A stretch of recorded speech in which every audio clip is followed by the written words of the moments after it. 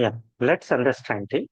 As a part of AWS version of it, in this session, we are going to discuss AWS key features.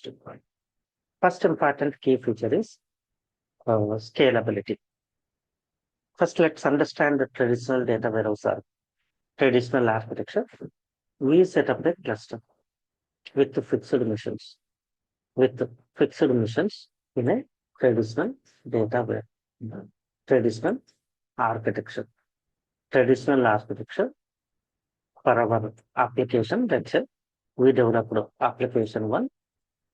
To deploy this application one, we need a cluster. So we cluster means group of missions. Cluster means group of missions.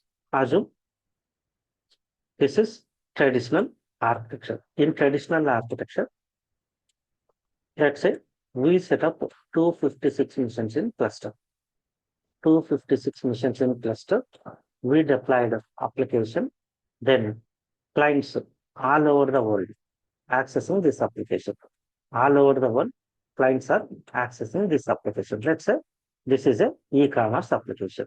E-commerce application. E-commerce application. We set up the 256 missions. Assume until 6 months, we got less than 10,000.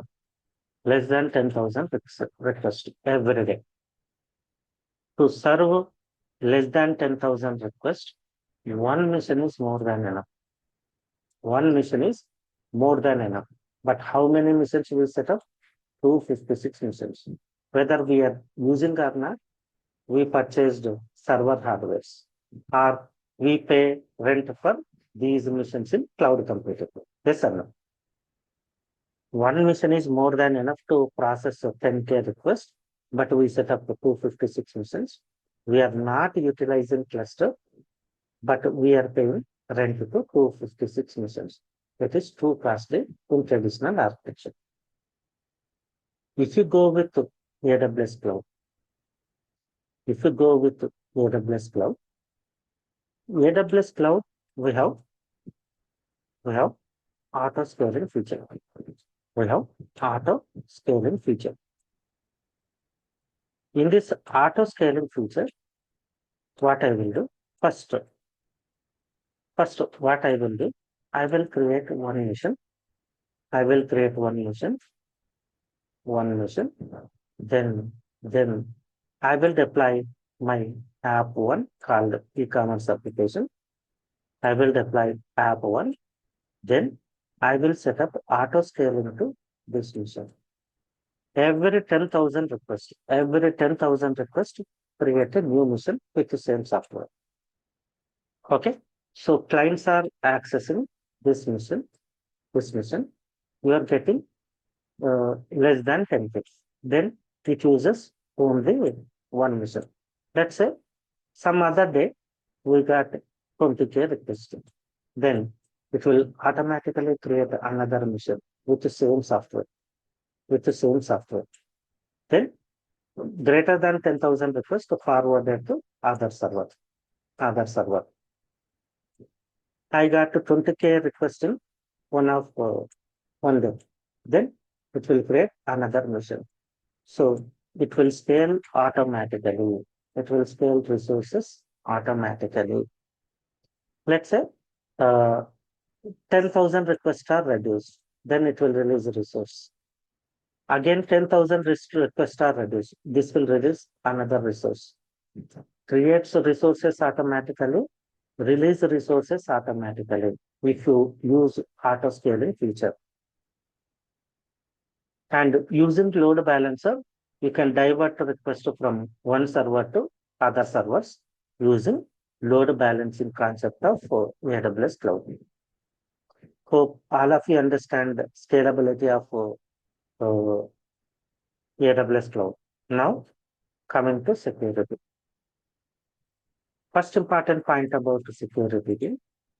By default, let's say AWS, I said 200 plus services, right? AWS, I had, we have 200 plus services. In this 200 plus services, there is a service,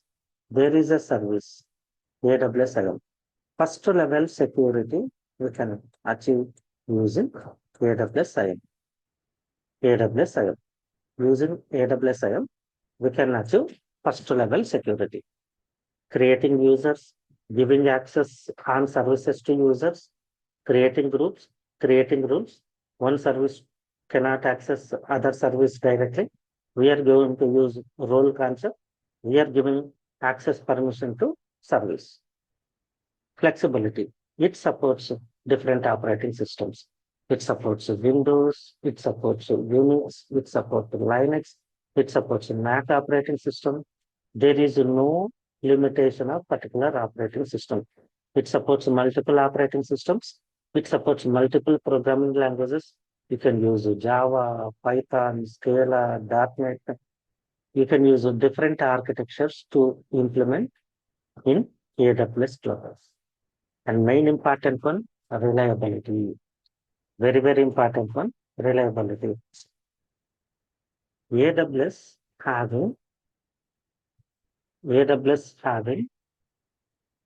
uh, branches, AWS having cloud computing in all over the world. Let's say India, they are having two regions. One is Mumbai region, and other one is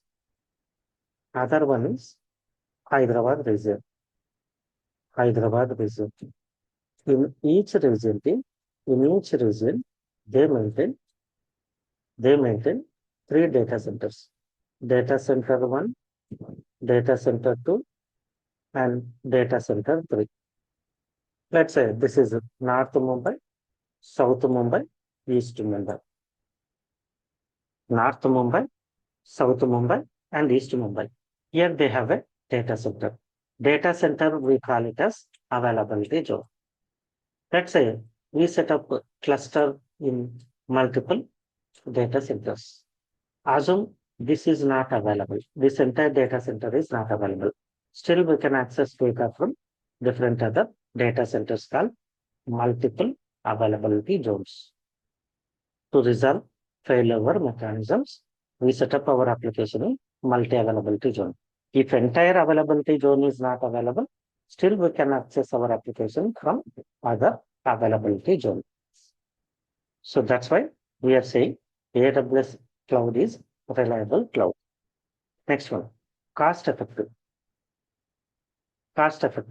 I want to use a machine with 128 GB RAM, and 64 core processor, 1 TB hard disk space for only 1 day. After 1 day, I do not want this mission. Then you can create a mission with these resources. You can utilize 1 day. Then you can remove this mission. You can pay only for 1 day rent based on pricing of that mission cost. No upfront cost. No need to purchase hardware. You can pay rent for AWS Cloud. Currently, AWS Cloud offering 200 plus services. Currently, AWS offering 200 plus services in different categories like compute category, storage category, AI category, analytic category, networking category, databases category, IoT category, quantum computing category, different categories. They are offering total AWS services are 200 plus services. Okay, clear writing, AWS key features.